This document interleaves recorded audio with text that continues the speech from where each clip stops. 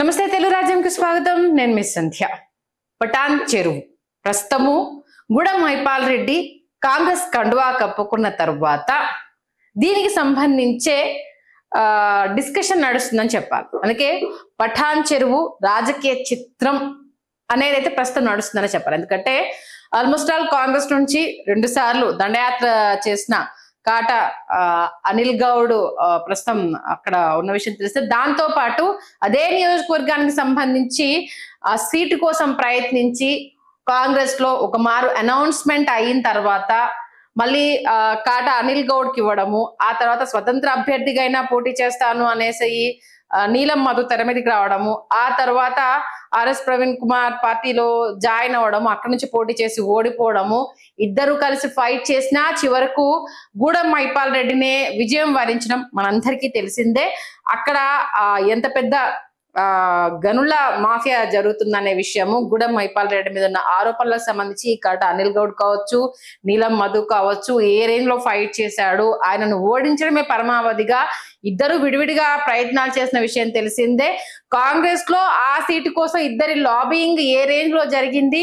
కాటా అనిల్ గౌడ్ పేరు అనౌన్స్ చేసిన తర్వాత మళ్ళీ నీలం మధు పేరు రావడము, ఆ తర్వాత కాటా అనిల్ గౌడ్ ఆలక వాయించడము, తర్వాత దామోదర్ రాజనరసింహ ఆయన కోసము ఈవెన్ చాలా ఫైట్ చేయడము, ఇన్ కేస్ టికెట్ ఇవ్వకపోతే పార్టీలో నుంచి వెళ్ళిపోతా అనడంతో మళ్ళీ అనౌన్స్ చేసిన టికెట్ ను కాటా అనిల్ గౌడ్ కి ఇవ్వడము అప్పుడే పెద్ద చర్చనీయాంశం అయింది.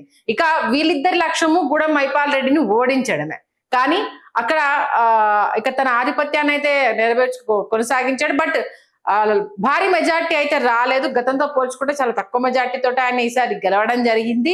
ఇక మొన్న ఆయన పైన ఈడీ దాడులు ఇవన్నీ చూడడము, కొంత అమౌంట్ ని బంగారాన్ని స్వాధీనం చేసుకోవడం మనం చూసాము. ఈ నేపథ్యంలో అంటే గూడెం మైపాల్ రెడ్డి విషయంలో ఒక చర్చ ఏం జరిగిందంటే, హరీష్ రావు అంటే మన తీన్మార్ మల్లన్న చేసిన ఒక కామెంట్, హరీష్ రావే దగ్గరుండి బీజేపీ వాళ్ళతో ఈడీ దాడులు చేయించాడు, ఎందుకంటే బీజేపీలోకి పంపించేందుకు హరీష్ రావు ప్రయత్నం చేస్తున్నాడు, అందుకే చాలా తెలివిగా ఆయన గూడెం మైపాల్ రెడ్డి పైన ఈడీ దాడులు చేయించాడు, ఈ నేపథ్యంలో అటు వెళ్తున్నామని చెప్పే ప్రయత్నం చేసేందుకు అని అంటూ ఒక కామెంట్ చేశారు. బట్ బీజేపీలోకి రావాలంటే రిజైన్ చేస్తే తప్పితే అక్కడ వెల్కమ్ బోర్డ్ లేదు. కాబట్టి ఇప్పుడున్న పరిస్థితుల్లో ప్రతి ఒక్క లీడర్కు ఉన్న డౌట్ ఏంటంటే, మళ్ళీ ఖర్చు పెట్టుకోవాలి, ఖర్చు పెట్టినా గెలుస్తామా లేదా అన్న డౌట్, పార్టీ మారుతున్నామని తెలిసిన తర్వాత ప్రజల నుంచి రెస్పాన్స్ ఎలా ఉంటుంది, మళ్ళీ తీరా ఓడిపోతే ఉన్నది బాయే ఉంచుకున్నది బాయే అన్నట్టుగా పరిస్థితి తయారవుతుందనేది తెలుసు. కాబట్టి చాలా మంది బీజేపీ వైపుకు వెళ్ళాలని ఉన్న ఆప్షన్ లేక కాంగ్రెస్ వైపు వెళ్తున్నారు. కాంగ్రెస్ ఆపరేషన్ ఆకర్షలో భాగంగా వచ్చిన నేతలందరికీ కండువా కప్పుకుంటున్నారు. ఇప్పటికి 10 మంది నేతలు వెళ్ళిన విషయం తెలిసింది. అయితే గూడెం మైపాల్ రెడ్డి వెళ్ళడంతో ఆల్మోస్ట్ బీఆర్ఎస్ లో కింద డీప్ డిస్కషన్ నడిచిందని చెప్పాలి. ఎందుకంటే హరీష్ రావుకు అత్యంత సన్నిహితుడు, ప్రతి విషయంలో గూడెం మైపాల్ రెడ్డిని వెనకేసుకొని రావడం కావచ్చు, ఆయనకు సంబంధించిన ఆరోపణల విషయంలో కావచ్చు, పటాన్ చెరువుకు సంబంధించిన ఏ అంశానికి సంబంధించి అయినా సరే గూడెం మైపాల్ రెడ్డి అడుగుడే ఆలస్యము, హరీష్ రావు ఇచ్చి పడేస్తాడు అనేది అందరికీ తెలిసిన విషయమే. ఇంత క్లోజెస్ట్ రిలేషన్ ఉండంగా కూడా అసలు ఆయన ఎట్లా పోయిండు, ఈయన అసలు పోవాల్సిన అవసరం ఏమొచ్చింది, గూడెం పోయినంత మాత్రాన పటాన్ చెరువు ఆగమైపోతుందని అనుకుంటున్నాడా, క్యాడర్ ఇక్కడనే ఉన్నది, అది మాత్రం గుర్తుపెట్టుకోవాలి. ఇవాళ ఆల్మోస్ట్ ఆల్ పటాన్ చెరువు క్యాడర్ తోటి అయితే హరీష్ రావు మీటింగ్ పెట్టడం జరిగింది. ఎందుకంటే ఆయన మెదక్ ఇన్ఛార్జ్ గా అక్కడ ఉన్న విషయం తెలిసింది. దాంట్లోనూ ఆయనకు ఆ ఏరియాతో ఉన్న అవినాభావ సంబంధం గురించి కూడా అందరికి తెలిసిందే. ఆయన అడగంగానే జీవోలు ఇప్పించినాం, ఆయన అడగంగానే గుళ్ళకు పర్మిషన్ ఇప్పించినాం, ఆయన ఏది కావాలన్న నోట్లకి వెళ్ళి అసలు ఆలస్యము అసలు ఇట్లా ఇచ్చి పడేస్తే ఏం తక్కువ అయిపోయిందని ఈయన కాంగ్రెస్ పార్టీ కండువా కప్పుకున్నాడు అంటూ ఒకంత భావోద్వేగానికి గురైందనే చెప్పాలి హరీష్ రావు. అయితే పోయిన వాళ్ళు పోతారు, ఒకటే గుర్తుపెట్టుకోవాలి. గతంలో కూడా అంటే హరీష్ రావు చేసిన వ్యాఖ్యలు, గతంలో కూడా అంటే పిడికెడు మందితోటే తెలంగాణ ఉద్యమ పార్టీగా టిఆర్ఎస్ ఆవిర్భవించిన విషయం తెలిసిందే. ఏ ఏడుంటది తుడిచిపెట్టుకపోతుంది, ఇది నిలబడుతుందా, నిలబడ్డప్పుడు చూద్దాంతి, ఏగిది మనగడేడు అవుతుంది, ఆయనకి బక్కపలసిన ఆయన తోటి ఏమైతుంది, ఇసొంటి మస్తు గిన్నము.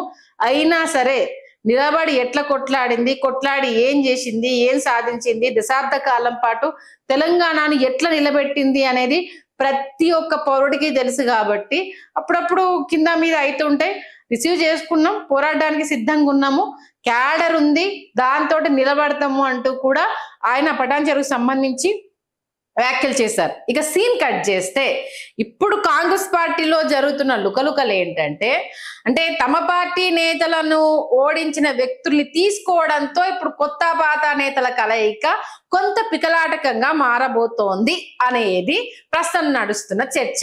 అందులో పటాన్ చెరువుకు సంబంధించి అయితే పెద్ద రప్చరే అయింది. ఎన్నిక దగ్గర నుంచి ఎలక్షన్ రిజల్ట్, ఆ తర్వాత ఈవెన్ నీలం మధుకు సంబంధించి మెదక్ ఎంపీ సీట్ అనౌన్స్ చేసినప్పుడు, కొండా సురేఖ రాజీ కూర్చే ప్రయత్నం చేసినప్పుడు, ఈవెన్ అక్కడ అనిల్ గౌడ్ వైఫ్ ఏ రేంజ్ లో ఓపెన్ గానే నా భర్త మీద చేసిన కామెంట్స్ నేను ఎట్లా మర్చిపోవాలి, ఇప్పుడు ఆయన కోసం నేను ఎట్లా పనిచేయాలనేసి పనిచేయలే ఆయన. అసలు జరగని పని అక్క, నువ్వు లేకపోతే నేను కొట్టే మాట్లాడదును అంటూ కూడా ఆమె డైరెక్ట్ నే ఇచ్చి పడేసింది ఆమె. ఇప్పుడు మరి ఈ ముగ్గురు నేతలు, ఈయన జాయిన్ అయినప్పుడు నీలం మధు అక్కడ ఉన్నాడు, బట్ ఆ నియోజకవర్గ ఎమ్మెల్యే క్యాండిడేట్ కాంగ్రెస్ అభ్యర్థి కాటా అనిల్ గౌడ్ మాత్రం లేడు. అంటే ఈయన రావడం ఆయనకి ఇష్టం లేదు అనేది అక్కడ చెప్పకనే చెప్పారు. అయితే ఇప్పుడు జరుగుతున్న చర్చ ఏంటంటే, మా నియోజకవర్గానికి సంబంధించి అక్కడ ఉన్న వాళ్ళని ఎవరిని తీసుకుంటున్నా సంప్రదించట్లేదు అంటూ కూడా పోచారం శ్రీనివాస్ విషయంలో కూడా గతంలో ఎలిగేషన్ వచ్చింది. బట్ పోచారం శ్రీనివాస్ ఒక అడుగు ముందుకేసి అక్కడ ఉన్న వాళ్ళని కలుపుకునే ప్రయత్నం చేశారు. దాంట్లో ఇంకొకరిని ఒంటరి చేశారు, అది వేరే ఇష్యూ, అది పక్కన పెడదాం. దీనికి సంబంధించి అయితే నీలం మధు అయితే అక్కడ ఏంటిది కండువా కప్పుకున్నప్పుడు అయితే ఆయన అక్కడ ఉండడం జరిగింది.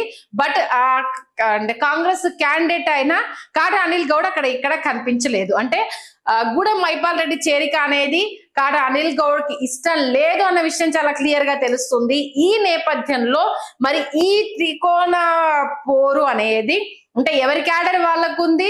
మరి ఇప్పుడు ఈయన రావడంతో మరి ఈయన ఇంపార్టెన్స్ అయితే, ఎందుకంటే ఈయన ఎంపీ క్యాండిడేట్ గా వెళ్ళిపోయారు కాబట్టి ఇప్పుడు ఆయనది వేరే సపరేట్ జోన్ అయిపోయింది.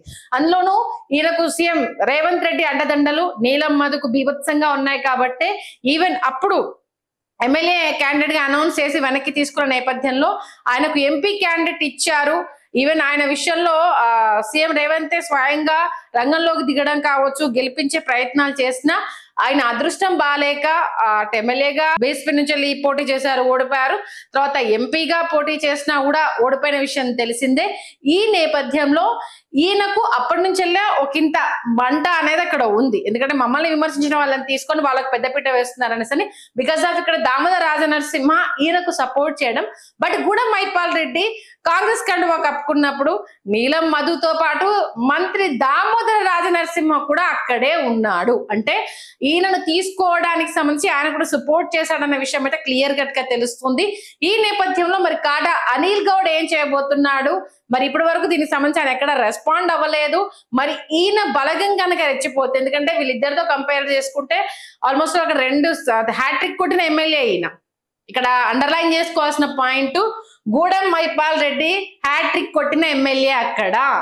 ఆల్మోస్ట్ ఆల్ పటాన్ చెరువు మొత్తం అటు కబ్జాలకు సంబంధించి కావచ్చు, అన్నదమ్ముల హవాకు సంబంధించి కావచ్చు, అలాగే అక్కడ వీళ్ళు చేసిన పనులకు సంబంధించి కావచ్చు, ఎవరిని అడిగినా సరే పటాన్ చెరువు అంటే గూడెం మైపాల్ రెడ్డి అని అంటారు. ఆయనే దానికి మొత్తం ఏంటిది ఆయన అడ్డ, ఆయన లేకుండా అక్కడ ఏం నడవదు అన్నంత రేంజ్ లో కూడా వీళ్ళు తమ హవాను కొనసాగించిన విషయం తెలిసిందే. ఎవరు అడ్డొచ్చినా ఏం చేసినా వీళ్ళ ముందు నిలబడలేకపోయారు. అన్నదమ్ములు ఆ రేంజ్ లో హల్చల్ చేశారు.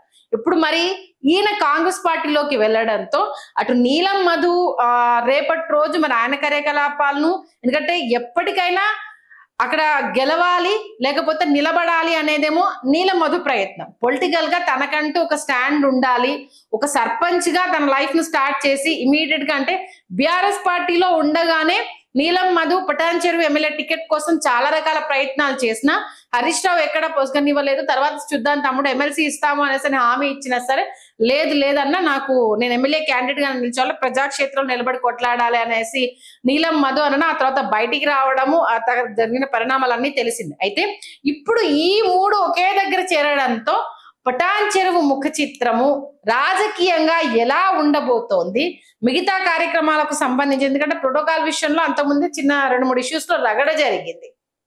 ఇప్పుడు కాంగ్రెస్ పార్టీ లీడ్ లో ఇప్పుడు ఎమ్మెల్యే కాబట్టి మరి కాటా అనిల్ గౌడ్ ను పక్కన పెట్టే అవకాశం ఉందా? పక్కన పెడితే కాటా అనిల్ గౌడ్ ఏం చేస్తాడు?